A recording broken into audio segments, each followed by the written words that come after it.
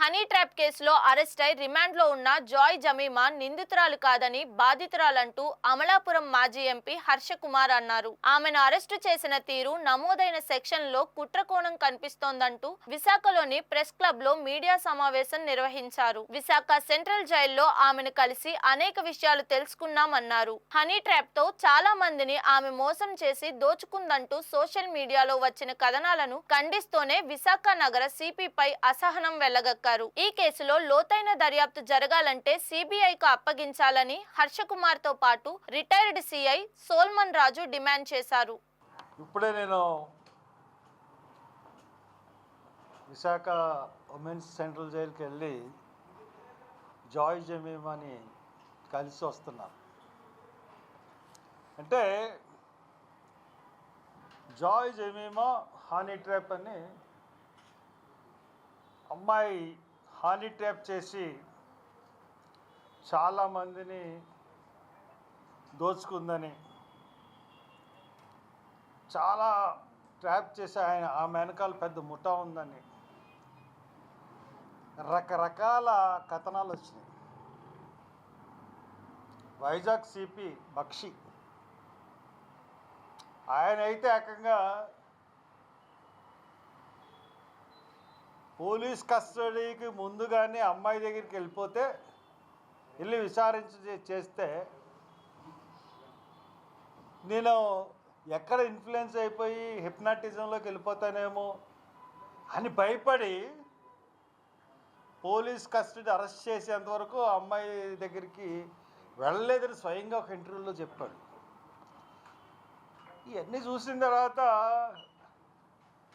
మీరు కూడా జనరల్గా MRP rating, honey trap case, ఒక అమ్మాయి చాలామందిని హనీ ట్రాప్ చేసింది, జనరల్గా అందరూ ఇంట్రెస్ట్ చూపెడతారు. ఇంకా యూట్యూబ్ ఛానల్కి అయితే పండగ. ఆడెవడో ఉన్నాడు, ఆడి పేరేందండి, ఆడైతే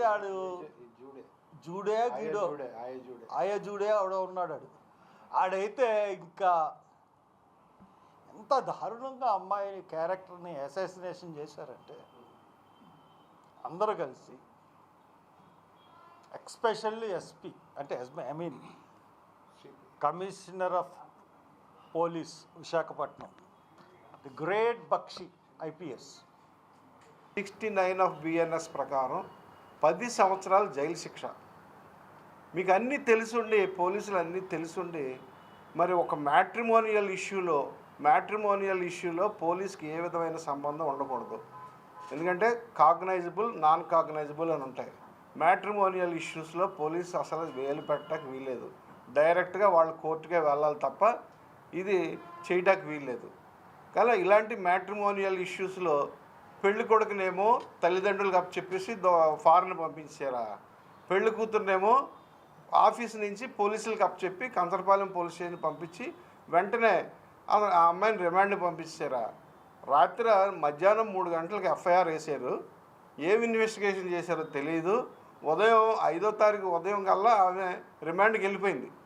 ఎందుకు నేను అంత గ్యారంటీగా చెప్పగలుగుతున్నానంటే 5వ తారీఖు ఉదయం 10 గంటలకి ఈ అమ్మాయి ఇల్లు సెర్చ్ చేశారు. వాళ్ళు రాసుకున్న రిపోర్ట్ ప్రకారం ఆ ఇల్లు సెర్చ్ కూడా కన్సర్న్ ఎంఆర్ఓ తహసీల్దార్ గారు ఇష్యూ చేసిన సెర్చ్ వారెంట్తో ఇల్లు సెర్చ్ చేశారు. అది ఎట్టి పరిస్థితిలోనూ చట్టం ఒప్పుకోదు. ఒక పోలీస్ ఆఫీసరు ఆయన స్వయంగా పోలీస్ సెర్చ్ చేయొచ్చు, తప్పులేదు. అది సెర్చ్ ప్రొసీడింగ్స్ రాయొచ్చు, తప్పులేదు. కానీ వీళ్ళు ఏం చేశారు, ఉదయం 10 గంటలకల్లా మరి ఎంఆర్ఓ గారు ఎక్కడ దొరికారో తెలియదు, తహసీల్దార్ గారు ఎక్కడ దొరికారో తెలియదు, మరి ఇంటికి వెళ్ళి పట్టుకున్నారో మరి ఏంటో తెలియదు. ఉదయం 10 గంటలకల్లా 97 బిఎన్ఎస్ఎస్ దాని ప్రకారం ఆ సెర్చ్ వారెంట్స్ తీసేసుకోవడం, ఆ అమ్మాయి ఇల్లు సెర్చ్ చేసేయడం, ఈ తాలూకు ఏదైతే ఈ అబ్బాయి తాలూకు ల్యాప్టాపు, సెల్ ఫోన్లు ఇవన్నీ ఏదైతే ఉన్నాయో, ఏదైతే విట్నెస్గా ఉంటాయో అవన్నీ సెర్చ్ చేసుకొని తీసుకుని వెళ్ళిపోయారు. అది అనాథరైజ్గా ఈ అమ్మాయి స్కూటర్ కూడా తీసుకెళ్ళిపోయారు. ఓకే, ఇది ఏమైనా రికార్డులో ఉందా మరి మనకు తెలియదు. నేను ఇంతవరకు నా బాధల్లో ఏంటంటే పోలీసుగా ఇన్వెస్టిగేషన్ చేయండి. ఎవరో మనకి ఏదో చెప్పారు, ఎవరో మనకి ఏదో చేశారని కాకుండా ఏమంటే ఒక స్త్రీ సొంతంగా తనంతట తానుగా బతుకుదామని సిటీ వస్తే ఆమెకి ఇన్ని రకాలుగా ఇబ్బంది పెడితే మరి ఎంత దారుణం అది. మరి ఆల్రెడీ ఈ ఎవరైతే అజామ్ ఖాన్ అన్న ఉన్నాడో అతను త్రీ మంత్స్ పైన అతను లివింగ్ టుగెదర్, వైజాగ్లోనే లివింగ్ టుగెదర్, హైదరాబాద్లో 1 నెల ఎంతో లివింగ్ టుగెదర్ అతను.